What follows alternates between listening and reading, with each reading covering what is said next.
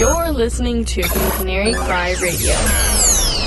Hey everybody, welcome to Canary Cry Radio. My name is Basil. And this is Gonz. Welcome to episode number 085. Yeah.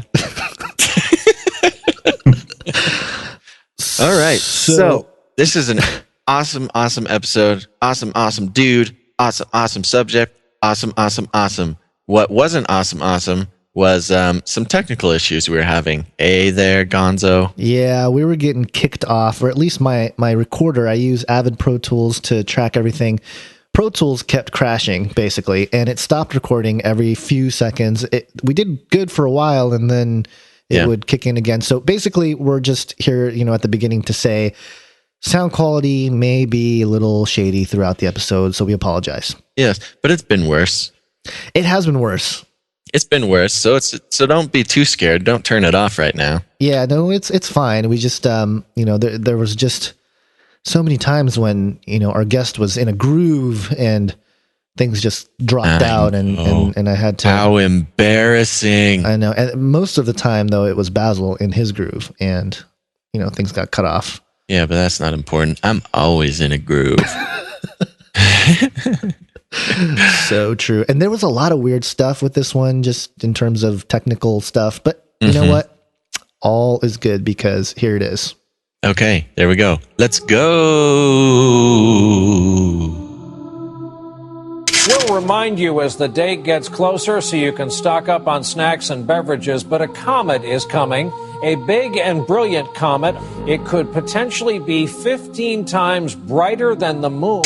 In 1940, a Chilean astronomer by the name of Carlos Muñoz Ferrada first began talking about an object he called Hercules, or what we know today as Planet X, or Nibiru. But he also talked about not one, but two objects. I ended up, all of a sudden, I started having to study astronomy and the science of it and get into the history of Nibiru.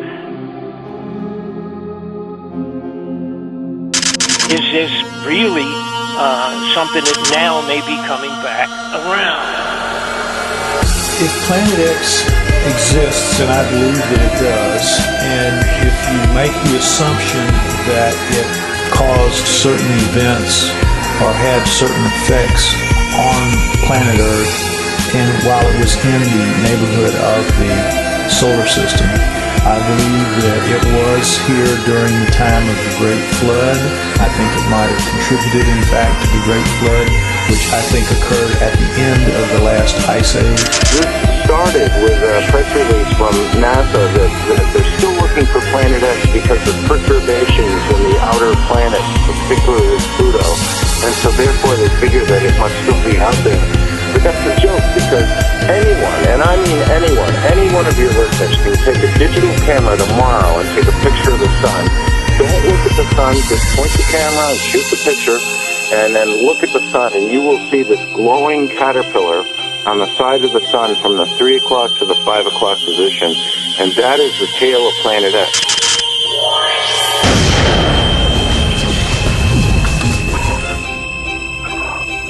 Perhaps the most enigmatic and debated objects that may or may not be soaring through the cosmos on a collision course with Earth is the celestial body known to some as Nibiru, the 12th planet, Nemesis, or simply Planet X. On this episode, we will explore the possibility that the Bible we hold so near and dear may have been telling us about the occasional visit from this large planetary body, which may have been the tool used by God for the creation of the earth and perhaps in the near future, its judgment. But to take on the task, we have some much needed help. Our guest tonight has master's degrees in biblical and ancient Near East studies from Wheaton College Graduate School. And he is the publisher of MysteriousWorld.com, which is an online journal dedicated to travel history and ancient mysteries of the world. He is also the author of Planet X, The Sign of the Son of Man and the End of the Age, and The Riddle of the Sphinx, the astronomical layout of the Giza Necropolis and the mysterious Hall of Records. We would like to welcome Doug Elwell to Canary Cry Radio. What's up, Doug? Doing great. Thanks for having me on. There he is. How you doing, buddy? Good to have you on the show. Doing awesome. Good. Well, you have some very mysterious sounding literature that you've published and authored here. How long have you been in this field of study? It depends on what you mean. Independently, I've actually started doing research into the Book of Revelation formally since I was about 12 years old. At what point I decided I was going to find out the secret of this. I was kind of a cutting edge kind of person who questions modern translations of the Bible and also our presuppositions about certain things, about the creation, about the end times, where the role of ancient Near Eastern history and how it parallels the Bible. A lot of people don't understand that there's a lot of parallels with ancient Near Eastern history. In the cultural context, they ignore that, and so they miss out a lot of the deeper understanding and richer meaning of a lot of these texts, particularly the creation, which if you don't understand the context in which the Bible was written, you're going to fall well short of understanding what's actually trying to be explained. Yeah. Well, very cool. It sounds like you're going to fit around here just fine.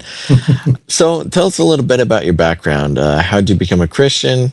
And, how'd your career in authorship begin? I became a Christian when I was about 4 or 5 years old. My parents are very conservative Christians. I grew up actually in a sort of a fundamentalist Bible church situation. So we had a very conservative background, very conservative theologically. And even though I have I believe in an ancient earth, an ancient universe, I'm actually would be considered quite conservative, theologically speaking. There's only a couple of different points I diverge on, which are the age of the universe and certain things which have to do with science and technology. My interests, my background in theological studies, I've been studying the Bible regularly since I was a kid, but I didn't have formal training until I was going to get a master's degree in marketing communications from Wheaton College, and I also got an additional master's in Old Testament biblical studies, which included a significant component of ancient Near Eastern studies, specifically Egypt and the Bible, and also the Hittites and the Persians and some other independent study, Akkadian cuneiform. I audited a class in that. The major reason I did that was when I was in college, I decided I wanted to, before I went on to grad school to get a master's degree, I decided based on the belief at the time that Jesus is about to return, we're going to be raptured away at any moment. I decided that it would be interesting to find out what Jesus was talking about in Matthew 24:30 when he said, "You'll be preceded by something called the sign of the Son of Man in the end of the age."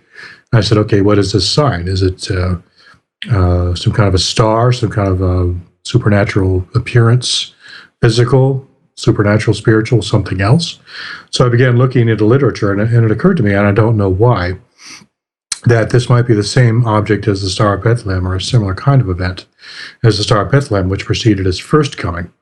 I'm not sure why, but I felt that was kind of a given, even though most people don't necessarily think that's the case. In fact, most people just ignore that passage, which I find amazing, because if you're trying to look for the sign of his second coming, obviously the sign he mentions himself is the one you're going to be looking for first. So I made that my most important goal, to try to understand what was going on with the end times and what actual signs would precede his second coming. And in my search, I diverged into literature regarding the Star of Bethlehem, what it was in terms of maybe was it a conjunction of planets, a supernova, or a comet, or some other kind of supernatural manifestation, which really there's three primary physical explanations, which is conjunction of planets, supernova, or comet, and there's also the fallback as the supernatural occurrence, which could of course happen at any time. But I felt it was probably a physical object because it seemed to be the treated one as such in the book of Matthew chapter 2. It was described as rising in the east, and it was a star. I think the word is astron, which could refer to either star or planet. And it appeared to move relative to the background stars because they were following it. So that probably made it either a planet or a comet. So that kind of negated the supernova or bright star possibility. And the fact that the Magi would have taken probably at least a month to get from Persia, the Magi came from Persia, on foot, it'd probably be at least a month to get to Israel or Palestine.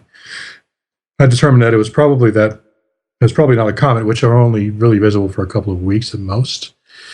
And typically comets are harbingers of wickedness and disaster and not good things, so that would have been totally inappropriate. And I also looked into the conjunction theory. The conjunctions they mention, I think most often are a conjunction of Jupiter and Saturn in Leo or something. And the problem is there was a conjunction of Jupiter and Saturn sometime in the past decade. It actually happens every few hundred years. And I looked at that, and I actually saw the conjunction, and they really only passed near each other and only for a couple of days. After that, they diverged significantly, and so that so-called glorious conflagration I've been told about as a kid in Adler Planetarium was actually just kind of a curiosity. It wasn't even particularly bright. So I decided there was probably something else, and I couldn't figure out what it was. At the very end of my search, I was about to give up. I came across the book by Zecharia Sitchin called The 12th Planet. So I diverged from the main literature and come across the fringe stuff and started broadening my search, and I came across this. And he talked about a planet that had existed in ancient times and came and went in and out of our solar system, which he believed was Planet X that had been searched for by astronomers by the time that was written in 1975 or 76, I think it was, had been searched for about 100 years. And so I decided that this might be the answer. And since then, I believe I've been in further research into actual mainstream astronomy. This is most likely the answer. So what is a little bit more of that history of that planet that people were looking for? I know there's a little bit of Sumerian literature that might involve but why was that even a subject of study? Sumerian literature or Zecharia Sitchin? Yeah, a little bit of both. You know, you said you talked about finding Zecharia Sitchin's book. Mm-hmm. And, you know, some people are familiar with Zechariah's work, but, there's some questionable things about that. I want to clarify that I'm not at all a Sitchinite. Mm-hmm. When I say Sitchinite, I'm not a Sitchinite at all. Right. But I found his ideas intriguing. Now, it's important to remember because the person is not a good scholar doesn't mean they're completely wrong about everything. Mm-hmm. When you spread out your search, like me, right? Yeah, right. I'm a terrible scholar. You should think of the worst person in the world. You should think of it in terms of you're panning for gold. Some veins are richer than others. Mm-hmm. And when you broaden your search out of the more richer stuff, which is the primary Christian literature and scientific literature, you have to go to this tertiary sources, which are more speculative. And this is part of what I did with the Mysterious World and other things. I start going out of the main area and looking at these tertiary sources and see if there's anything out there that could shed additional light on these primary and secondary sources. And Sitchin was a classic example because, initially I was skeptical about it because he made some pretty wild theories about the Anunnaki, mining for gold, and making mankind to mine for them, that sort of thing.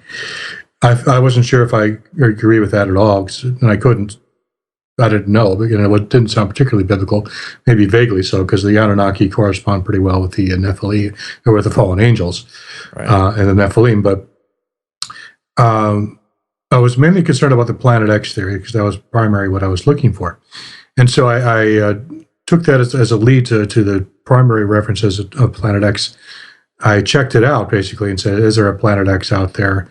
Are astronomers actually looking for it like he claims they are? And I found a wealth of literature on the subject, which comprised chapter 3 of my book. There's dozens and dozens of very good references to Planet X in the mainstream astronomical journals, mainstream economical textbooks. Actually, I took a class in astronomy which talked about the search for Planet X as part of its criteria, part of the course offering. And I realized that it actually had been a legitimate course of study. It had been looked for since the 1880s by, I think it was Percival Lowell, who first started looking for it when he was looking for planets beyond Neptune. Now, when Percival Lowell, I think it was Flagstaff Observatory, or no, it's it's an observatory in Flagstaff, Arizona. I forget the name of the observatory. They actually were looking for planets beyond Neptune as early as the 1880s, and by careful searching of the heavens using a blink comparator, That is, they compare two different images taking a few seconds apart to see if something moves in between. And they eventually found planet Pluto using that method a few decades later, but they were unable to find Planet X. So even though they'd used the term Planet X to describe the planet that is unknown, has not been found yet. When they found Pluto, they realized it was too small, so they just called that Pluto. And the search for Planet X went on. It kind of foundered for a while because there was no way to really check, because the limitations of the technology had been met by that time. Mm-hmm. And there's found later that the observational errors in the orbit of Neptune, which looks like it had been modified by another gravitational pull of another object still further out. Right. It had been based on incorrect observations in, I think it was the 18th century. But so the Planet X theory almost died there. But when the Voyager probes passed outside, to the outer solar system, they found the planets Uranus and Neptune are a total mess. They were topsy-turvy. I think it was either Uranus and Neptune was actually almost on its side. Their moons were going in different directions, prograde, retrograde. One of the moons of Neptune, I think, Nereid, has a highly elliptical orbit. And they also found that the planet Pluto had an orbital path that intersected occasionally that of planet Neptune. And that and the fact that Pluto is nearly identical in size and composition to Neptune's other major moon, Triton, led them to believe that Pluto was actually once a satellite of Neptune. This is why they said Pluto's no longer a planet, because it was originally just a satellite of Neptune that had been torn out of its orbit by some unknown force. Right. That's why Pluto was downgraded to not being a planet. That was the real reason. Right. Because do they have a timeline on that, or is that just a general theory? As to when it happened, or was it's sometime in the very ancient past of the solar system's history. Okay. But they calculated based upon what would have taken for that to happen, for it to be ripped out of Neptunian orbit, and also why is the rotational and magnetic axes of Neptune so wildly off. They form like an X. They're like 40 degrees different from each other, which is really weird. Yeah, it's interesting, and I don't mean to interrupt, but it's just a little Basil trivia for everybody. When I was in third grade, I did quite a in-depth report of Neptune. Oh. And because of the strange facts about Neptune, I actually got a C, because my teacher didn't believe some of the strange things about Neptune that I had put in the report. Right. Yeah. And Neptune diverges dramatically from what the standard accretional model says. Yeah. It should have inherited the characteristics of its parent, that is the sun. So when the solar nebula formed, it should have been in that plane, orbital plane. It should have had a rotational and magnetic axis, which were more or less in line with each other and also perpendicular to the plane of the ecliptic. And it was none of these things. Yeah. That plus the weird moons, the apparently Pluto had once been a satellite, and Uranus has similar issues. In fact, Uranus is literally outside. It's like a 145 degree tilt. So right now, Uranus' south pole is pointing almost directly at the sun. Yeah. And it has its own issues too, including a ring system, which could have only formed after that tilt occurred. So if you look into the name of the book, Planet X, the Sign of the Son of Man in the End of the Age, I actually go into detail as to why Uranus and Neptune, all of the different anomalies, all of these things could only have happened if, and as this is what the scientists themselves deduced based on our analysis of what could have caused this, it required a large planet-sized object, roughly 3 to 5 times the mass of Earth, traveling at high velocity at a pretty high angle to the ecliptic, as a past Neptune.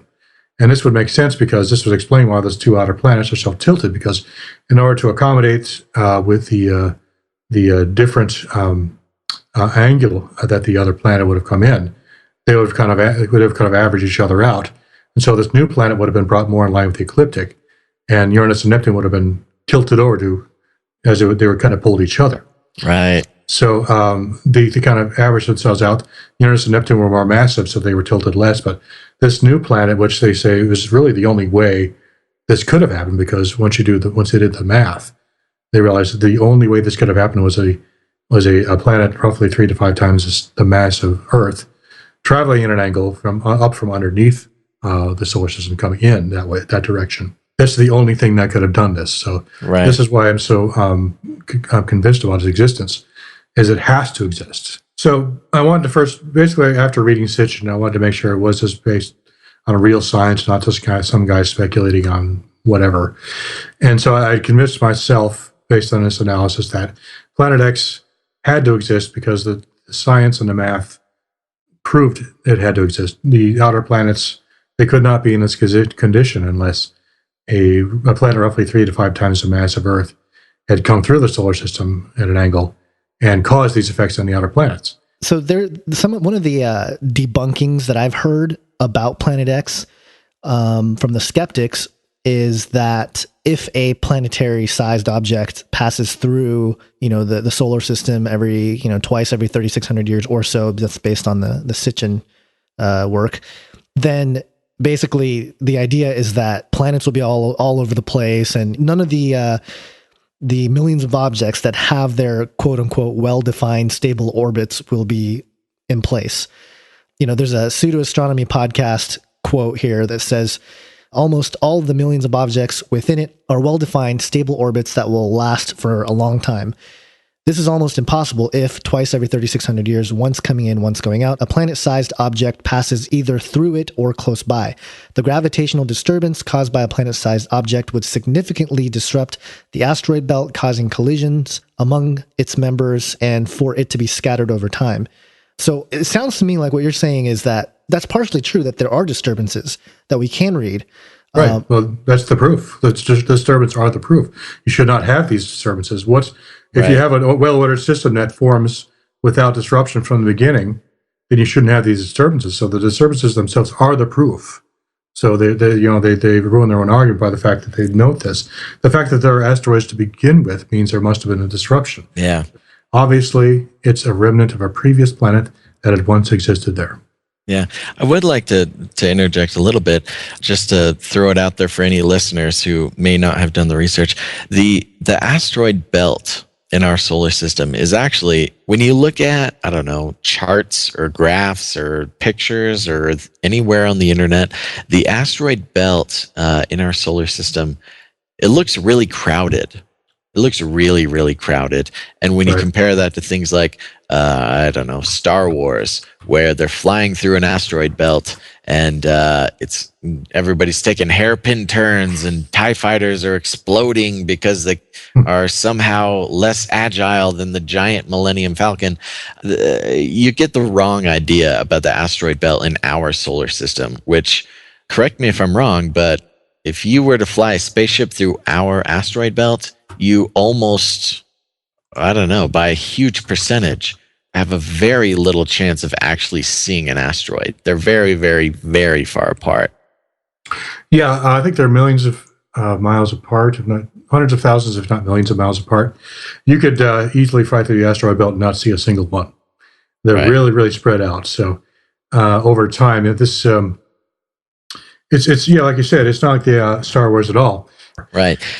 And then on top of that, we have a couple of planets which seem like the black sheep of the family. They just don't fit in.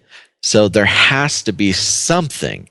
And it seems like a rogue planet-sized object is as good of a theory as any. What do you think, Elwell?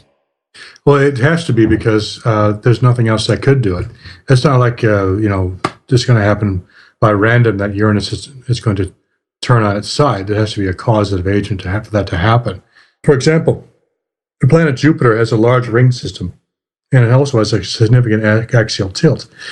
The axial tilt, it should not have an axial tilt. It should be perpendicular to the plane of the ecliptic. And Jupiter also has a small axial tilt of about 3 degrees.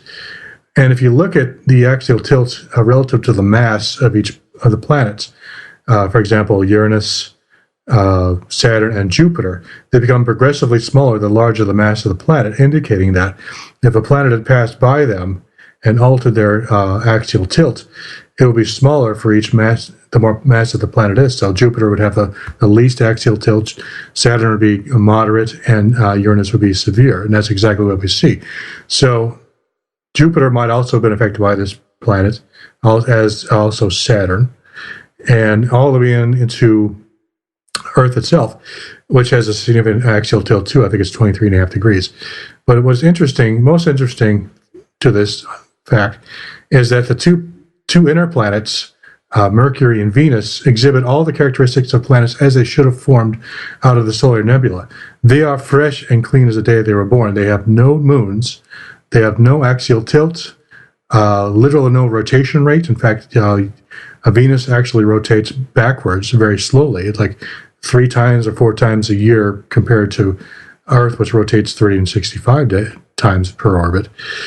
And that's exactly how they should be if they formed out of the solar nebula with random planetesimals banging into each other. They should have literally no rotation rate or axial tilt, which is exactly what they are. So you have planets, Mercury and Venus, which are exactly as they should be based on the solar nebular hypothesis. But from Earth on outwards, everything appears to have been affected by something else to some extent. And so that's more evidence. All these anomalies, particularly the asteroid belt, indicate Earth on outwards, huh? Yeah, from Earth on outwards. Every single planet indicates intrusive activity, interaction with one or more planets that have entered into our solar system. Highly suspicious. Now, what about, this is kind of on the side, but I'm just curious about it. Saturn has that hexagon in the North Pole. Mm-hmm. What do you think that is? Well, that's just nature. Over time, the natural magnetic fields and interactions with the other planets, gravitational fields. This creates patterns which show up in nature. We see, I think these are platonic solids, and mathematics. We can prove these on a small scale. Saturn is proof of these patterns in nature on a large scale. It's not magic. It's just the way things are in the universe. So there's no alien moon base. It's not reptilians, Gonz. No, it's nature. Nature.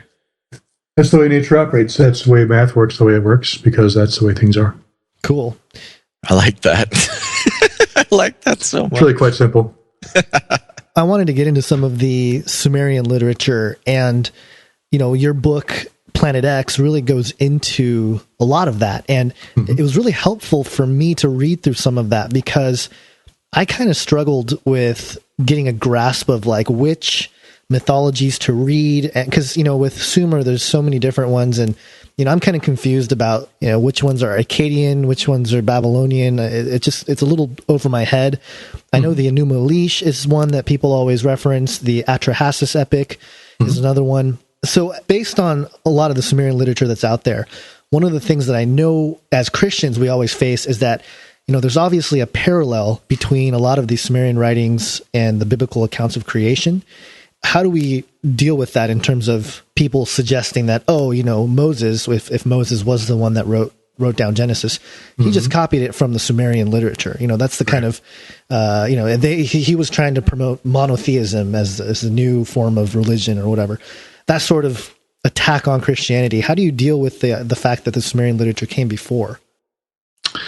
Well, when the Sumerian literature was uncovered, Babylonian creation epic was actually discovered in, I think it was the Library of Ashurbanipal, or I think it was in Syria or that area, during the 18th century, latter half of the 18th century.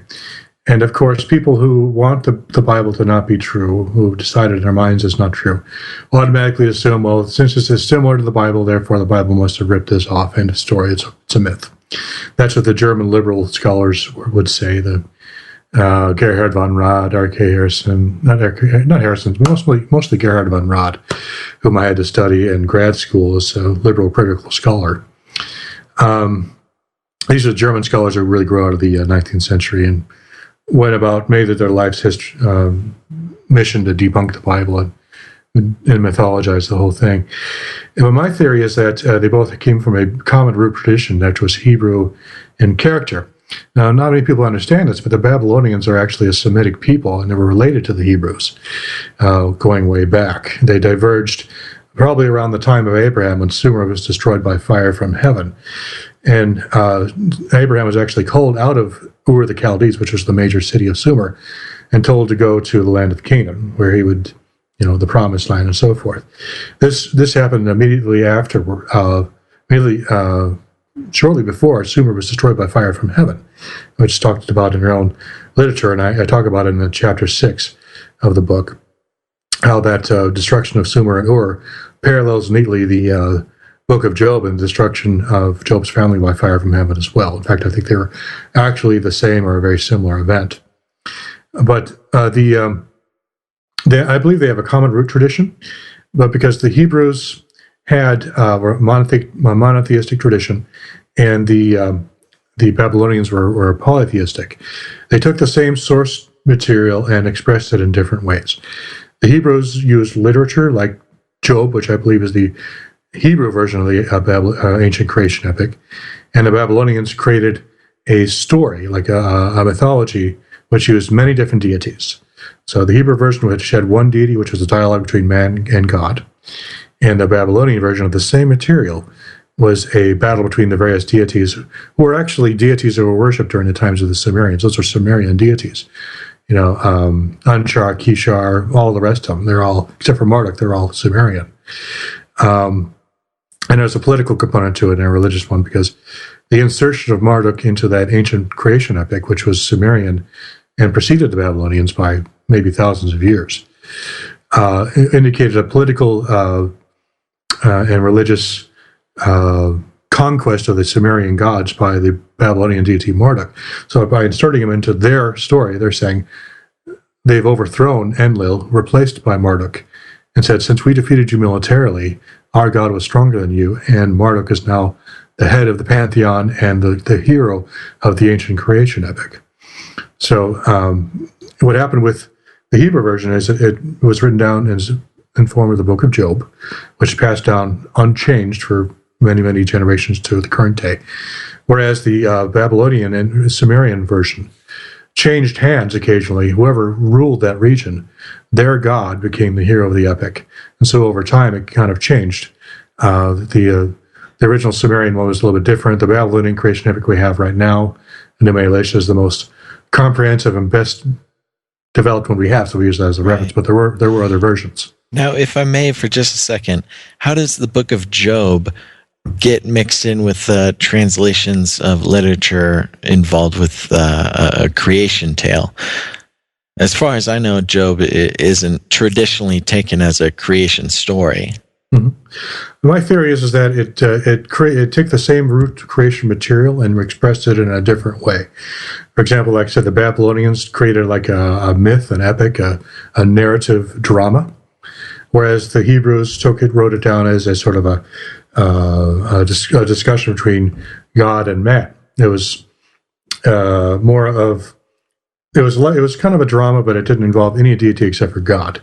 So they did it as a discussion. And if you look at the book of Job, there are numerous references to the dragon and the creation. Job 9 being a classic example of Job mentioning how the dragon defeated, God defeated the dragon and created the earth, heaven and earth from its body. Let me look that up real quick. And there's also references to Leviathan, the dragon, in Job 41 right. And so forth. So the references, there's descriptions peppered throughout the book of Job between a dragon being defeated by God and the earth being created, not explicitly stated from its body, but clearly reference to the creation, led me to believe that this was actually the Hebrew version. Right. Well, there's in the last part of Job where God responds. I know that just because I've spent a lot of time in Job, there's been most of the book is spent just a bunch of dudes arguing over about God's nature. Mm-hmm. Now, I find it interesting, and I only stay on the topic because I've never actually heard of Job as a creation epic. Mm-hmm. So that's very interesting. Now, when God does come in at the end, now what sort of relations does the book of Job have with these other creation epics? Maybe that'll help me see it. Yeah, the way Job, the way it is, it's think of it in terms of this is information, not so much an epic, but a way of encoding information about the creation in a way that can be carried out from generation to generation. In fact, the Book of Job was not actually just a book. It was actually like a dramatic play that was sung. It was like an opera. Now, if you recall, if you look at the original Hebrew text, it says at the beginning, God sang and said, and Satan sang and said. They were actually singing this beginning part. And I think the implication was the whole thing was sung. Just like, for example, the Greeks would later on pass on their epics in the form of poems which were sung. Because if you have a song, it's easier to remember, and this has been proven, it's easier to remember text if you can sing them as part of the song. So this is a way of encoding this information and remembering this creation material, which is quite substantial in the Book of Job. In fact, the more you look into it, the more the large amount of creation material there is in the Book of Job. This is the way they maintained this over time so that it would not be forgotten. People would sing the song and remember the lyrics, and in that way, the information would be maintained for many generations, and when it was eventually written down, it managed to last, maybe 1,000 years or more before it was finally written down. And that's maybe the only reason we have most of this information.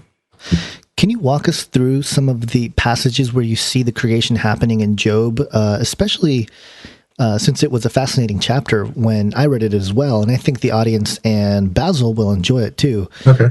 Specifically somewhere in Job 28, I believe, or maybe 26? Yeah, I was looking at specific stuff here. Job 26 is probably one of the best ones. Now, I'll reiterate, go back to the original theory of laid out in Enigma and the Planet X theory related to that. And I did that in the book so you could see what the parallel was. Now, the theory is that Planet X entered into our solar system, and it struck Earth with one of its satellites. Actually, two of them. One was a rocky satellite which shattered Earth. In the process, creating the moon and the asteroid belt and the comets, actually. And there's a second satellite, which was gaseous in nature, which pushed Earth into another orbit closer to the sun. So basically, Planet X divides the Earth and forms the asteroid belt. And I believe Job 26 talks about this piece when it says, "Hell is naked before him, and destruction has no covering." Now, what he says here, basically, what it's saying here is the mantle and the core of the Earth were exposed by some sort of destructive act. Hell is naked before, meaning that literally the mantle was ripped off, which is what happened when the moon was created, and what happened if a large object struck the Earth. The interior of the Earth will be exposed. So hell is naked before him, and destruction has no covering means the mantle was ripped away from part of the Earth, and you could see it into the interior. And then it says in the next verse, Job 26:7. He stretches out the north over the empty place and hangs the earth about nothing. He's talking about moving Earth's orbit and basically moving into the location, hanging it upon nothing, really meaning this is what he is establishing an orbit for it. Let's see. And the most obvious piece here, Job 26:12, he divided the sea with his power, and by his understanding he smited through the proud, or Rahab, which is the name of the dragon. So basically what he's saying here is he divided Rahab into two pieces, just as described in Enigma, where Marduk was described as dividing the dragon Tiamat into two pieces. And then it says in verse 13, "By his spirit he hath garnished the heavens, his hand hath formed the crooked serpent." In Enigma, the tail of Tiamat was twisted into a circle in the heavens called the Rakia, or that literally means hammered bracelet. So if Tiamat, which was considered to be a planet, Tiamat was symbolic of the Earth, and Marduk was a star, or a planet, which came close to the Earth, and actually says this in Enigma, that Marduk is actually a star. It says that the Tiamat's tail was twisted into a hammered bracelet into heaven, and the word is Rakas. That's the Akkadian equivalent of Rakia, which literally means something as hammered out and stretched out, which is translated in the Bible as the firmament. So in context and with the actual fact, what they're talking about here is not that the heavens are made of some hammered out bronze plates.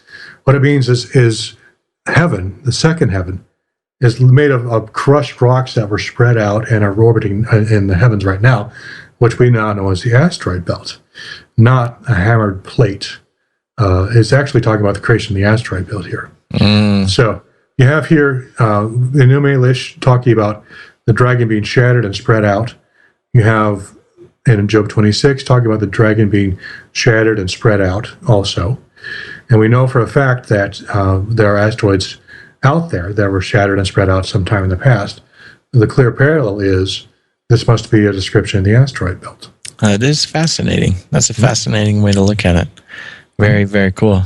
So when we go back to Genesis 1, verse 1 and 2, without being totally outspoken about it, you're sort of touting the gap theory. But it seems like rather than ignoring or dismissing the Sumerian text as, evil or bad or something like that, what you're showing is that the scriptures actually align with it pretty well. The Bible suddenly becomes perfectly in line with the creation epics of its time. It becomes in context with the ancient world, which means it can be dated way, way back, as opposed to being a modern invention created by the Jews in exile, which is what the liberals want us to think. So by doing this, you contextualize the Bible as being an ancient document that fit in perfectly with its time, because this is the way people thought. And now, probably the best analysis is Psalm 74. I'll read this out to you real quick. This is the best description of the dragon and the creation. And it says, "For God is my king of old, working salvation in the midst of the earth. Thou didst divide the sea by thy strength. Thou breakest the heads of the dragons in the waters. Thou breakest the heads of Leviathan in pieces, and gavest him to be meat to the people inhabiting the wilderness. Thou didst cleave the fountain and the flood. Thou driedst up mighty rivers. The day is thine, the night is also thine. Thou hast prepared the light and the sun. Thou hast set all the borders of the earth. Thou hast made summer and winter." So this is a perfect parallel with Enuma Elish, which described the exact thing. In Enuma Elish, Marduk divides the dragon into heaven and earth, divides its waters. It created the day and the night immediately afterwards, and sets all the borders of the earth, including the summer and winter. This is a description of the summer and winter is based on the rotation of the earth. Without rotation, we don't have summer and winter. So he's saying you're setting the rotation. Prior to this, the earth may not have had a rotation, just like Mercury and Venus. So it had to be given momentum. And by striking it with this large object, it not only dug out a large portion, which became the moon, it also started its spinning. Because without the spinning act, you do not get the seasons. Right. And also, you need to have an angular tilt to have seasons. Actually, the axial tilt is also for the seasons, but you have to have spinning to distribute the sun's warmth. But this is also a description of the axial tilt being created, because the summer and winter are created by an axial tilt, which normally a planet would not have unless it's knocked over by some other physical object. And so he's saying the day is thine, the night is also thine. In other words, you created a rotation. So the earth is rotating with a day and a night now. And also, he has prepared the light and the sun, which means the sun, the way the sun shines on the earth has been prepared so that earth can sustain life. And also he says you created summer and winter, the axial tilt. You broke up, divided earth so that there were pieces of earth left in the heavens which still circle to this day in the form of the asteroids and comets. It's all there. And this is just one example of the many passages, when properly translated, give a precise description of how the solar system actually is, if you can accept the fact that it's based on the concept of a model of a conflict, a symbolic conflict between God and a dragon.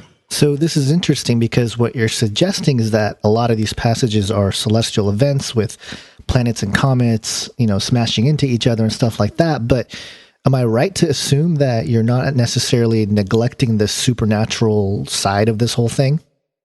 Well, this is all part of his plan. Yeah, he's in control of everything at all times. There's no non-supernatural component. I think the tendency is towards, forgive me if you find this insulting, but magical thinking, in the sense that, God used a magic wand, or he snapped his fingers, everything just suddenly appeared as is, no process. Now, why would God create something in such a chaotic state, though? It makes little sense. Obviously, things are going on. Now, we can see solar systems in formation in our galaxy. I mean, they're everywhere. We're going to have to accept, and maybe this is difficult for you or others, that the Earth, in my opinion, is an ancient place, and it has laws and processes that were put in place by God himself to achieve his goal at the time and place he wants it to be achieved. Right. That's really interesting. And that does bring up a big, I don't know, I would say a big separation in thought process within the Christian community. And I would say our listeners are pretty well divided on either side, which probably is a bigger spread than you'd expect. So it's actually interesting to hear somebody come at it from that point of view. Now, I have a question about something there. Okay. I don't know if you've studied Joseph P. Farrell's work at all, but... I've read his books, yeah. Okay, so he has a book called The Cosmic War, and he gets into the Enuma Elish and other ancient texts there. And his interpretation is that a lot of these characters were ancient gods. You know, he subscribes to the ancient astronaut theory and sort of lays out that there was a cosmic level event or catastrophe. Yeah. But he attributes those events to an actual race of beings in conflict with each other. And one of the items that he mentions is the Tablets of Destinies, and he lays out a whole narrative drama with, Marduk stealing from Enlil and fighting Tiamat and the whole thing. So how do you assess some of Joseph P. Farrell's interpretations of the so-called gods being actual entities? And I guess part two to that question is, do you think there was a pre-Adamic race? Pre-Adamic race, I'm not sure about. I think maybe that Satan, and this is part of my book in the Giants, that Satan was trying to preempt God's creation by creating his own version of mankind prior to God's. And that explains why we have these kind of bizarre artifacts in the fossil record prior to the appearance of modern man. And these things have to be explained because, they obviously exist. So my theory is that the fallen angels are trying to preempt God's plan by creating things to rule the earth, to keep God's creation, the mammalian style life, from taking over. But that's just speculation. But regarding Farrell, I would find a lot of his interpretation to be comical. I think he's an interesting guy and a very intelligent guy. But regarding some of the stuff he talks about, Death Star deployed, things, gets a little silly. And I think he just has a little fun with it. I don't know if he takes his stuff seriously because he's a very bright guy. But some of the stuff he writes is just kind of ludicrous, in my opinion. Regarding races that existed before mankind, probably they were talking about the activities of demons and the heavenly places that pre-existed mankind, certainly. And their attempts to maybe have a war with God in heaven prior even the creation of mankind. There's a possibility that they've been warring with each other for a very, very long time, and the human experience is only a very small sliver of the total time that there has been intelligent life or some kind of intelligence in the universe. I've considered the possibility that mankind is really kind of a battleground because they fought each other to a stalemate in heaven, and the only way to determine who was going to end up ruling the universe was to have kind of a contest on Earth as to whose mankind was better, whose mankind was more effective, and for the Homo sapiens or the giant races they created, which I call Homo artificialis, the artificially manufactured version of mankind. Ooh, that's a fun name. I actually use that in my series of articles on the giants, and I used a series of artificial types of human called Homo artificialis Nephili for the Nephilim, Homo artificialis Rephi for the Rephaim, Homo artificialis Rephi Zuzim or Anakim for the giant subclasses. It's all there at mysteriousworld.com. You can see it in the Giants, first of the Giants articles. You should really read that if you haven't already. I love a good scientific categorization. Yeah.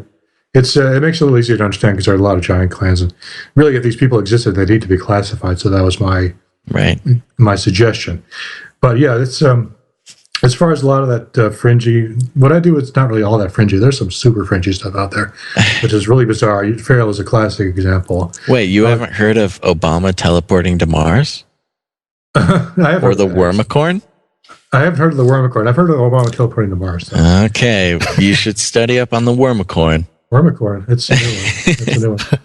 And I think I'll probably not do that, but maybe if I have a moment to amuse myself. Don't bother. You Google Wormicorn, it takes you to our website. So it does. Okay. But as far as that goes in general, I try to avoid it because it's just not biblical. It's entirely speculative, and most of it's just nonsense. Sure. Yeah.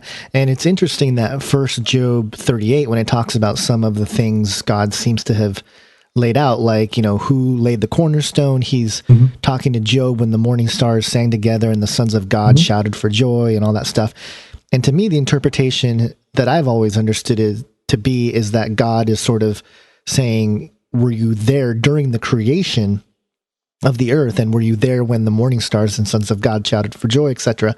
And so this is seemingly prior to the creation of man. So whether it be in the spiritual sense or perhaps partially physical, it seems at the very least that there were intelligent beings of some sort prior to the creation of man. Actually, your reference to the cornerstone is a good one, because I talked about this in my interpretation of reinterpretation of Job 38. And my theory is that the cornerstone actually refers to the stone that was used to strike earth when he laid the foundation with the cornerstone, meaning he literally a stone that God shot at earth, which resulted in the creation of earth as we know it. So he's talking about, and it's also, if you read it in English, which you really should do, it says the other planets, the other gods, were singing for joy when Tiamat was defeated. And say, when the morning stars sang together and all the sons of God shouted for joy. This is the Hebrew parallel when they say these are not gods, they're just lesser angels. They're not deities. But this is the same thing. God is defeating the dragon by shooting a stone into her heart, or an arrow, depending. It's different metaphors are used. But in the background, these divine beings are shouting for joy because Tiamat was this terrible tyrant who had oppressed them. So the dragon, so it's exactly the same in terms, symbolically speaking, in a general sense. So that the idea of using a huge stone, which he uses at the beginning in Genesis 1:1, which in Genesis 1:1 literally means to cut earth. It does not mean to create earth. It says to cut earth, and the idea is that earth was cut into two pieces by ostensibly a stone, which God used to divide earth into heaven and earth. Like I said before, heaven, when God, created heaven and earth, he cut earth. He didn't create it. It actually says he cut it. So what it is, he divided what that literally means is a pre-existing object was divided into two pieces. And one was used to create earth and the other to create heaven. Now we know that there are three heavens. The atmosphere, a second and third heaven, and the third heaven is where God lives. So the second heaven must be somewhere in between. My theory is that since Earth was divided into two pieces, and it was talked about a rakia, which literally means something kind of smashed and hammered out and beat into small pieces and spread out. That is, in fact, a perfect description of the asteroid belt. So what they say in Genesis 1:1 is, in the beginning, God created the Earth in an asteroid belt from a previously existing object. That's so interesting. That's what it literally says. Right. Well, it's an interesting way to not a new one. I wouldn't say a new one, but it is an interesting way to interpret the Bible or to read an interpretation of the Bible, and one that's I hope some people would take a look at. Now, when we look even further back, and I know we tried to refer this a little bit earlier, but we have the Sumerian texts, and we have, I believe, a couple more sort of texts that relate to this sort of thing. It has kind of led to a recent insurgence of sort of a new age look at Planet X, or as it's referred to as Nibiru, or something like that. What do you have to say on that topic? I was actually listening to an interview on another station, a station that has heard from coast to coast, that the guy on there with the New Age perspective on Planet X, and he was talking about Planet X and Planet Y, and you're talking about ancient aliens and things of that nature. They tend to kind of wrap their own special sauce around it. I try to strip that away as much as possible and go down to the real science and say, there's real science behind this, and it describes perfectly the way the universe, where the solar system must have been created. In that context, you can very easily interpret the Bible as saying these things. In fact, that makes a lot more sense. And some of the passages in Job are just kind of ludicrous the way they're translated now. They're just kind of bizarre. But if you translate them correctly, they make perfect sense. And they described in a fair amount of detail the creation of the Earth and of the moon and of the comets and how the seas were formed, because the oceans were formed. It is now believed that they were formed by one or more large asteroids striking the Earth and releasing the water from Earth's mantle. Because the majority of the water on Earth is not on the surface, nor was it originally on the surface. It was actually in the mantle in the form of hydrous minerals such as serpentine and talc, which they make up a large proportion of the Earth's mantle. And when subjected to pressure, this water would have been released in large doses and shot up into space, some of which would have remained in space, but most of it would have fell back to Earth to form the oceans, and this would have required one or more large impactors in order to achieve this. Otherwise, we wouldn't have any oceans because it would require a large impact event to release the waters from the mantle. And this might also imply that one or more large asteroids hit the Earth around the time of the Great Flood, because if that happened, a huge amount of water would have jetted out of the fountains of the deep into the atmosphere and rained down over a period of weeks, causing massive flooding. So if, say, an asteroid struck the Earth, or maybe one struck the ocean and also penetrated deep into the mantle, not only would you have a huge tidal wave covering the continents, you'd also have a massive amount of water jetting out of the mantle through the crust and precipitating out over a period of weeks, thus explaining the 40 days and 40 nights of rain. This would have taken a long time to rain out. It would have been huge amounts of water. And so probably that was the reason for the flood, is one or more impacts by large asteroids. You know, that is something new. I will say I've heard a lot of interesting things, and that is something new I have not heard. That explanation for the flood story. That's very fascinating. Wow. It's science too. It doesn't require a lot of effort. Just think it through and look at. Now, why do you think I haven't heard that before? I mean, let's be real, Mr. Elwell. I've heard a lot of stuff.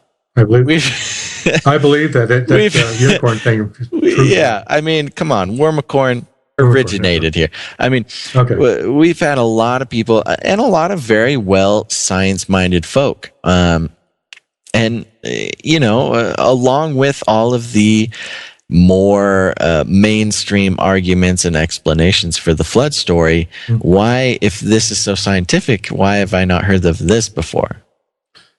It could be the God who's hiding himself from them. He likes to do that sometimes because he likes to make the fools. He likes to make wise men look foolish and foolish men look wise. So that's what he told me instead of others. So I was not especially intelligent or well educated, but you got these guys who are pontificating on various topics. They have no idea what they're talking about, right? And they're often wrong, and they never apologize, right? And so you get some goofball out of nowhere to start writing these books. And you show them your secrets and say, okay, I want you to do this. None of these people are listening. They're too arrogant. They're too proud. They got their own agendas. I'm choosing you to do this. You have to do this for me. You are my servant and do what I say. Okay, that's the way I felt about it. Now, what kind of response have you found to this theory? Are there other people on board with you, or I'm just I mean. It makes a lot of sense to me. However, I haven't heard about it before, so that that's the only reason I'm asking questions. Forgive me. That's fine. So it's been surprisingly positive because, and also there was another person, I forget his name, Tex Mars actually wrote a similar book years ago, using Planet X as a reference for a possible disaster. But it looks like it just never went anywhere because it may have been too radical for the time. As part of my research, I found that out. Right. So, but this is the first time of this kind of in-your-face approach to Planet X has ever been done, as far as I know. And the original book title was going to be "The Sign of the Son of Man and the End of the Age," but in order to make it clear to the person who was buying the book, to be fair to them, to see what they're getting into, I felt it was appropriate to say Planet X, the sign of the Son of Man and the End of the Age, so you know what you're buying. If you buy a book with the words Planet X on the front cover, you have only yourself to blame if you buy it. If you feel it's not appropriate. So that screened out some people. But I think 95% of the people who have responded have been positive, and the rest of them just don't care. So frankly, I'd rather they hated it if they read it. People who don't care bother me because they won't know what's happening when it happens, because it will happen. In my opinion, this is one of the core components of the end times. Right, which is a great segue, because I wanted to get into the future references in the return of Planet X in terms of how it might impact us, and how biblical prophecy seems to have some sort of reference to Planet X as a catalyst for a lot of things that, we've labeled simply as supernatural, or just things that God does prior to his return or his judgment. Mm-hmm. And, I haven't seen Planet X as part of the context of the end time scenario, at least quite like the way your book puts it. And specifically, with examples like Revelation chapter 4 and stuff like that.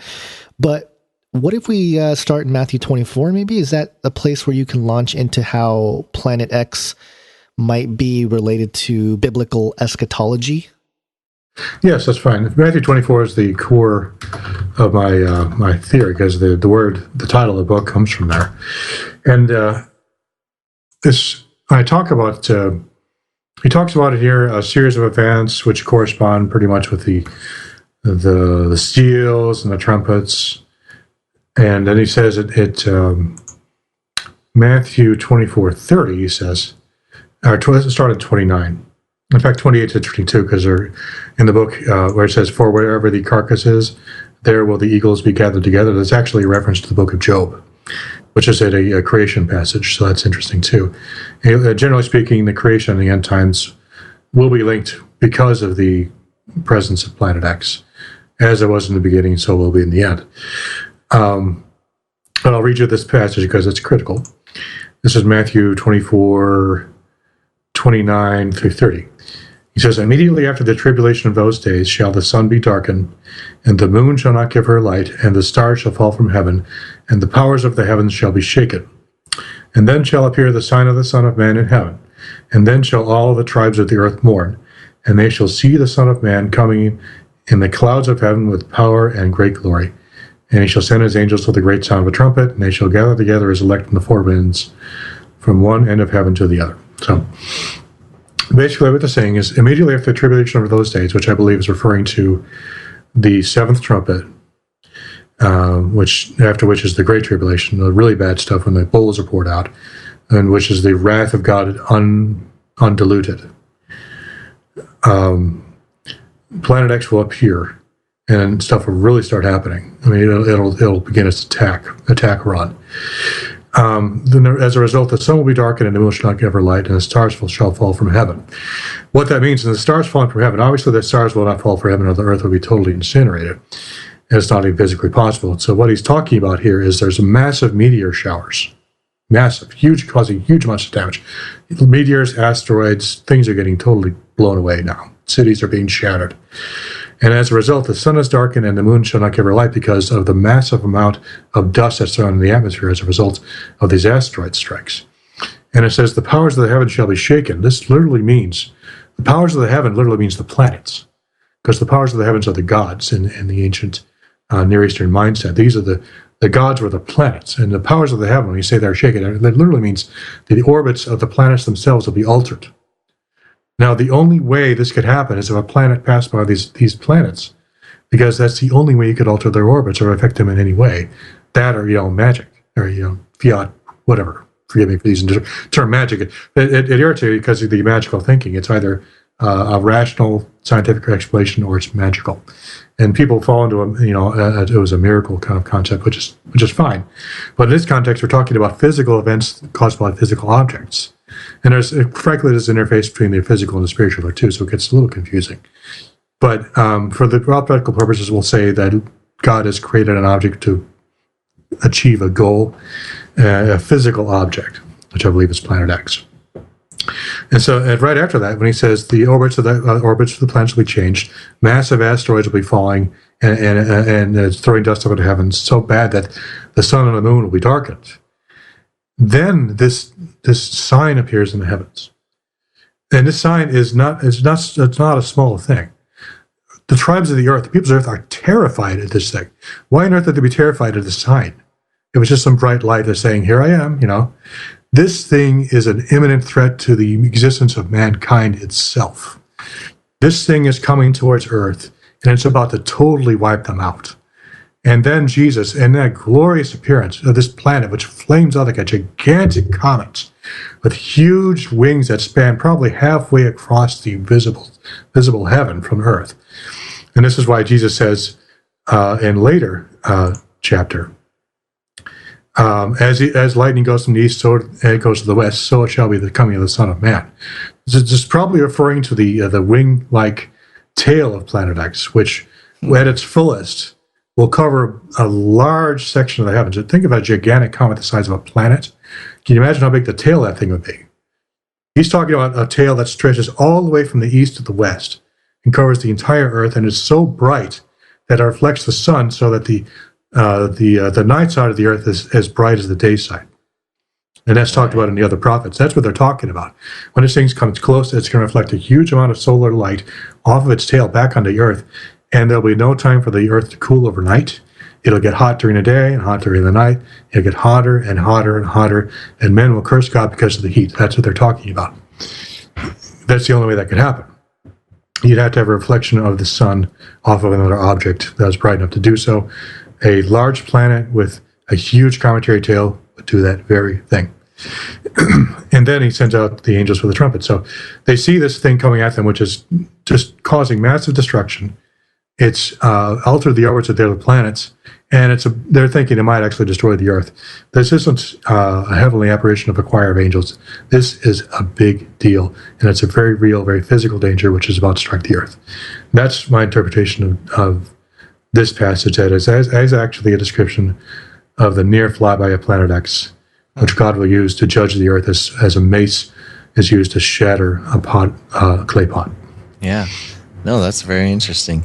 Now, in 2012, I believe, with the whole 2012, panic or whatever you want to call it, there was a group of people talking about Planet X that was going to come whizzing by and do the job, before Quetzalcoatl could fly down, or before the aliens could visit, or, there was a lot of theories as to what was going to happen, but Nibiru was definitely one of them. Can you speak to, the culture of Nibiru or Planet X, or what was the evidence that they had, or what was it all about? In fact, the Mayans never talked about Planet X or even alluded to it. It was just the usual drivel that, it's largely based on fear-based marketing. People like this kind of end-time stuff, and the more salacious you make it, the more, put together the more interesting things you put together. Mayan calendar, end of the world, Planet X, right? Nephilim coming down, UFOs, whatever. Right. It just makes it more interesting. So they just put it all together in a big pot. Yeah. A golden cup of abominations, and served it out to people, and they bought it. Yeah. The imminent collision with another mysterious secret planet is a little bit more interesting than just the numerical resetting of a ancient calendar. Yeah, and nothing really happened at all. So I avoided it because it was just another 88 reasons why it'll happen in 1988. Right. It's a classic example. I got burned back then, and I said never again. So I didn't get part of the 2012 hype. Yeah. I said, no way. And so actually Rob McConnell on the X Zone, he said, you didn't get part of that, did you? You weren't part of that. I was like, no. I was literally the only person who was into Planet X who did not catch on to the 2012 hype. It was funny. So I learned my lesson earlier, and it came in handy later. But yeah, I totally get you. Nancy Leader and all those characters out there. I purposely avoided all of that, even though she's very popular. I think she had a prediction in 2003 or 2004, somewhere in there. Might have been 2003 or 2004. And nothing happened. And nothing happened. Yeah. And people say, there's a Planet X next to the sun. You can see it there. It's a lens flare. I was just like, dude, it's a lens flare. Let it go. They just keep coming back, and that's why I don't talk to them. But you just have to be polite. I mean, Yeah. Well, just getting back to the Day of the Lord reference you made, the reference that you talked about in Matthew, I mean, it's all over the Bible, the Old Testament, the sun, moon, and star signs. Right. It's a well-known anticipated event in the Bible. And now some of the things in the book of Revelation, I don't know where your position is on the rapture, but I'm not pre-trib, so don't worry about offending me or anything. But neither am Okay, cool. So what do you think in terms of the church? What do you think we'll go through as far as the Antichrist and everything? I mean, how does the Planet X scenario fit into the whole context of the beast system, the Antichrist, the false prophet, and some of the things we see in, for example, Revelation 13? The beast out of the sea and the beast out of the earth correspond nicely to the earth beast and the sea beast mentioned both in the Enuma Elish and also the book of Job, Leviathan and Behemoth. These are the earth beast and the sea beast that have been around since the beginning. In fact, in Enuma Elish, they talked about Tiamat and Kingu. Kingu was a kind of an earth beast that that Tiamat gave birth to in order to lead her heavenly army of 12. So this is and also Behemoth was the original version of the earth beast, and might show up actually in Revelation 12 as the earth, spewing out water. It's there's an allusion in I think it's Job 40 or 39 where Behemoth is discussed that he actually spews out the Jordan. So this might be a reference to the Jordan River being being used to flood the land of Palestine, because Behemoth is related to possibly that mountain with the fallen angels came down. I don't forget the name of it offhand.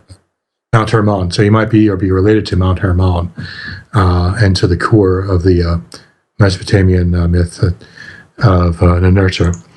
But that's something else. But Planet X, in my opinion, actually is clearly alluded to in Revelation 1 and 2. Jesus says, let's see, let me get this up real quick.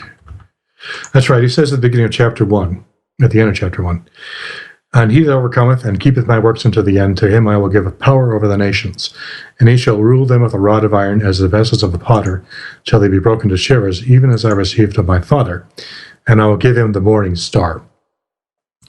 In the next chapter, at the end of the chapter, he talks about a star again, and basically saying, he says, actually at the end of chapter 2, he says, to him that overcometh, chapter 3, he says, to him that overcometh, I will grant him to sit with me on my throne, even as I also overcame, and sat down with my Father on his throne. So the star seems to be related to this throne, the morning stars. And I don't think he's talking about the planet Venus. I think he's actually talking about Planet X, which I think was the star of Bethlehem, which preceded his first coming and will return again at his second coming. And this throne might refer to Planet X itself, which would, and if that's true, it would make perfect sense, because talking about a throne that is a star that is a throne, or a planet that is a throne. Sure, Revelation 4, the very next chapter says, and look, I behold a throne in heaven, and one sat on the throne. So the throne that is a star is in heaven, obviously, where else would it be? And he says that, it was like jasper and a sardine stone. The sardine is like a red stone. And there's a rainbow around the stone, inside like an emerald. And my opinion is that is actually the description of the throne is actually very similar to the description of Marduk in Enuma Elish. Specifically, Marduk had a group of 7 satellites, or 7 winds, and a group of 4 winds. And in here it says there are 7 lamps of fire burning before the throne of God. And there is also 4 beasts full of eyes before and behind. So there's a group of 7 and a group of 4, which correspond to an Enuma Elish. Once again, same base material, different interpretation. They're still talking about a group of 7 and a group of 4. Also, you have a rainbow around the throne. Marduk was described as having this glorious glow around him. I actually think this was actually a description of a Saturn-like ring, because it's described later on as being like a sea of crystal or glass, which is a good explanation of a ring, or the ring around Saturn, which is actually a sea of floating ice.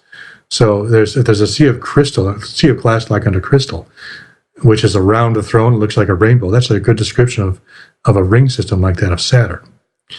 So, and then you have the group of 4 and a group of 7.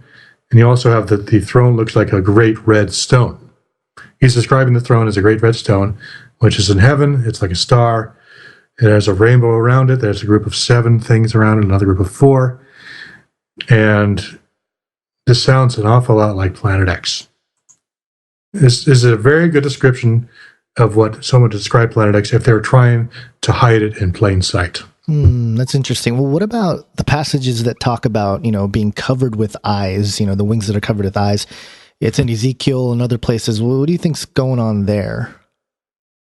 Not sure about that, even though the word eyes, at least in Hebrew, is ayin, which basically means an opening, like a hole. It could be they were full of holes for some reason. They had holes drilled in for some purpose. Maybe they actually had eyes. That one's a mystery to me still. I cannot interpret that one yet. That's gotcha. Interesting. Yeah. Right, because it's always been kind of creepy in my mind. Right. That is weird. I think it actually means something else. Something about having holes in them. Some people have speculated that some kind of a craft which uses suction to pull in air from the front of the airfoil, so there's no drag. That exists. I think it's used in airplanes now to reduce or minimize drag by sucking in the air through tiny air holes that are on the craft. But that's kind of a long shot. But I thought that was interesting. These actually are referring to huge satellites that are made of either rock or possibly gas that were picked up when the Planet X passed by the outer planets. Mm-hmm. Well, now, just for clarification's sake, are there any inhabitants on Planet X? And are you suggesting that, and I know you're not, but are you suggesting that Jesus is some kind of alien that, is returning on Planet X since Planet X is his throne? I don't know. This is right. I don't know the answer. I don't think he's definitely not an alien. But I think of Planet X as kind of God's throne chariot, something he rides to war. It's not something you live in; it's something you ride. It's like a war chariot. You take it, you ride it to battle. He's using this thing to attack Earth, and it's his heavenly throne chariot. And this is alluded to in the Old Testament as the divine throne chariot of God, which circles in heaven. I talk about this, and I think it's Psalm 19, where it literally says that God runs the circuit of heaven. And nothing is hid from its heat. I think it actually refers to Planet X as opposed to the sun, because the sun doesn't actually move in heaven. We move around the sun. So when it says he moves in the circuit of heaven, it's there's a couple of places, I can't get into the detail now. It actually says in a couple of places in the Bible that actually God moves in a circle in heaven. And also Isaiah talks about how God comes from a far place from the end of heaven, which literally says the word is like a piece of land, a physical place. And he returns from the end of heaven on this land, which can only be interpreted as a planet, with weapons of war to make war on basically Earth. I guess it's Isaiah 13 or something. But there are references, and I talk about that in chapter 4, about God riding in a circle in heaven, riding on the clouds, or coming with a heavenly army from a far country. Literally means a country, a physical location on Earth that is at the head of heaven that is coming towards Earth, which once again can only describe a planet by that definition. So I don't think it's where God lives. It would be enormously cold and dark most of the time, a very unpleasant place to live. I do think it is something he uses to judge the Earth on occasion. Every 2,000 years or so, it'll fly by. The last time it came by, it announced the birth of Christ as the Star of Bethlehem. Previous to that, it passed through our solar system and was worshipped by the Akkadians as the god Enlil, as the Sumerians as the god Enlil. And it shows up in their literature. They actually say God Enlil appeared and hurled down fire from heaven and destroyed Sumer. My interpretation of that, also Abraham, who was born around 2000 BC, his birth was preceded by a star. In the I think it's the Testaments of the Patriarchs or something. That's also in the book. And so there's a reference in the apocryphal literature to a star preceding the birth of Abraham, which was about 2000 BC. So if Planet X returns in our time, that would prove that it does in fact have a 2,000-year orbital period. And finally, there is a reference to the day of the Lord being 1,000 years, and 1,000 years being as one day. My theory is that actually describes an orbit of Planet X. 1,000 years for it to go to the outer edge of the solar system, which is the night, and another 1,000 years to come in towards the inner solar system, which is the day. 1,000 to perihelion, 1,000 to aphelion, 2,000 years total orbital time. And as such, altogether, with the description of Planet X being out there, astronomers are looking for it as we speak. The disruptions in our outer solar system, the clear parallels and parallel texts in the ancient Near East, and also clear references to some kind of heavenly object in the Bible associated with God and his second coming. It doesn't take a rocket scientist to figure out this is probably something like Planet X. That's very interesting. You bring up just your perspective on things is very fascinating to listen to. Now, with all this talk of Planet X and outer space-based things, I can't help but try to draw some sort of, comparison to the UFO or alien deception that is talked about a lot nowadays in the fringe community, not in the least here on Canary Cry Radio. So do you have, is there any connection there where maybe that could be used as a part of the deception, or maybe that's part of the science-based alien sort of alien-based theory on the end or the new age, or what do you think about that? Yeah, can they use Planet X as sort of an excuse or a catalyst for the fallen angels to, come about and come down? It's possible. I think what will actually happen is that the fallen angels, there'll be a battle in heaven, and the fallen angels will lose. And they'll come down from heaven to earth, having lost that battle, and Planet X and the heavenly armies will be right behind them. And so they'll probably say, Planet X is a bad place because, it's full of bad people. And I think they've been planning that for a long time, indoctrinating human beings into thinking that Planet X is a bad thing, and it's a bad place full of bad people. Not least of which is actually the movie Star Wars, which I believe is actually purposely done in order to propagandize people to believe that the heavenly planet that is approaching is bad. Is the Death and ruled Star. by an evil emperor. It's a Death Star ruled by an evil emperor. That was Darth Vader is on Planet X. Exactly. The emperor is the father, the evil father, and Darth Vader is the evil son. In that concept. And there was a propaganda piece designed to make us think that this is a war, and those people up there, the Empire, they're evil, and we have to fight against them. And the whole point of this, and the building of the civilization and the Freemasons and all of that, is to build up a civilization of a technological level sufficient enough to build weapons of power strong enough to attempt to fight against the second coming, against the approach of Planet X itself. Yeah, see, that's interesting because the Planet X piece I hadn't really considered, but in terms of all the technological developments, I'm writing my first book right now, and it's taken a lot longer than I was hoping for, but the whole thesis is that space weapons and all the stuff being built right now is going to be used to fight against the second coming of Christ. Right. So, it's really interesting that you bring that up. Rebel scum. So the bad guys are the good guys, and the good guys are the bad guys, according to the Star Wars mythology. Yeah, it's the Luciferian doctrine. They flip it around. And is it any mistake that planet Alderaan was blown away and they ended up flying through an asteroid belt? The planet Alderaan was symbolic of the Earth, and it was destroyed, and what was left was an asteroid belt. Get it? They talked about that was Lucas's nod to an M.A.L.I.S. He studied this stuff. He knew all about it. Yeah, it seems like a lot of these Hollywood types have a good grasp on the ancient literature, especially Sumerian stuff. There was a recent film. It was called The Guardians of the Galaxy, and there were several references, but one that really stuck out to me was one of the planets that they visit was made out of the head of an ancient celestial being, and it was used as a place for trade and to tap into resources and stuff like that. So it's definitely, they definitely are aware of that stuff. Yeah, Earth is thought of as by the ancient Sumerians as the head of Tiamat, so that makes sense. But yeah, it's the New Age.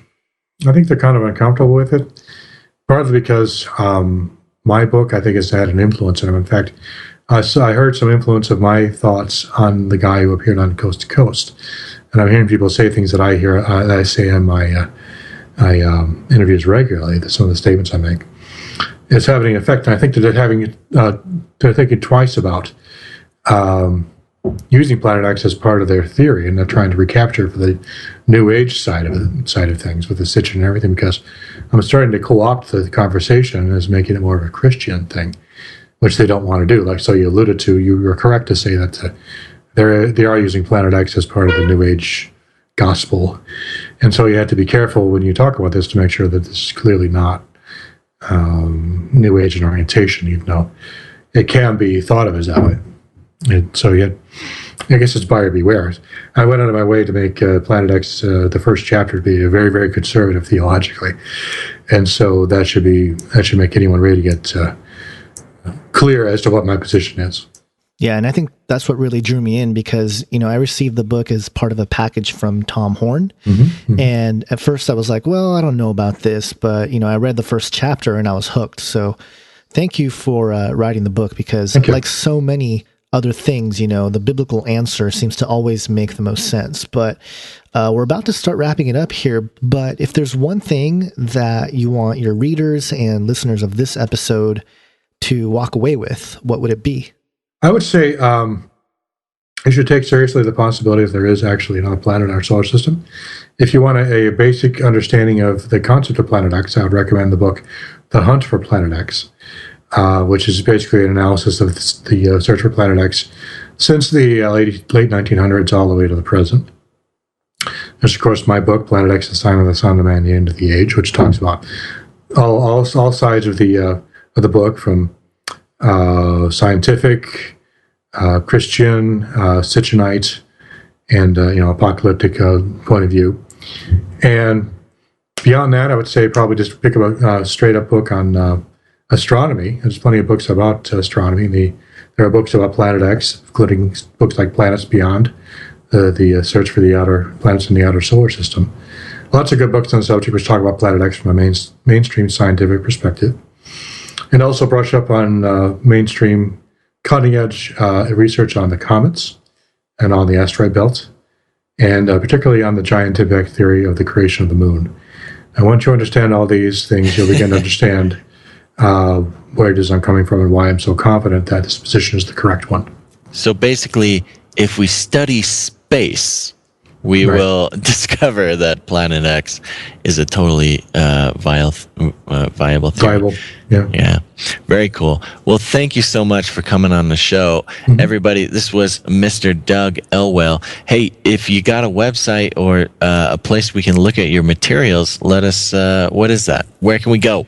Give us more info. The more popular one, a general interest one, is mysteriousworld.com. I have a Facebook page for Mysterious World and also for Planet X on Facebook. It's probably the best place to go right now for Planet X. So just type in Planet X on Facebook. It should be the first one on top. It has what's the icon for it looks like a Star of Bethlehem over the Earth, which is the same pictures used on the cover of the book. The book can be gotten on Amazon.com. You can also order directly from SurvivorMall.com. That's one that Tom Horn uses as his main sales arm for his publishing house, Defender Publishing. But easiest probably to get it on Amazon, even though it's out of stock right now because it's sold out recently. Beyond that, if you want to contact me directly, you can email me at publisher@mysteriousworld.com. I'll be happy to answer any questions you have about Planet X or giants or any other topic. Wonderful. All right. Well, thank you very much, Doug. I really, really appreciate you coming on and sharing your stuff here on the show. Everybody, make sure to go to those links. Check them out on Facebook, all that stuff to learn more about Planet X. Doug Elwell, thank you so much for coming on the show, buddy. I hope we talk with you soon. Thanks, Doug. All right. Thank you. All right, man. Well, there you have it. There you have it. There it is, everybody. Thanks for listening to Canary Cry Radio. Make sure to check out all of our things on the internets and tune in next time. But until you do, think outside the cage.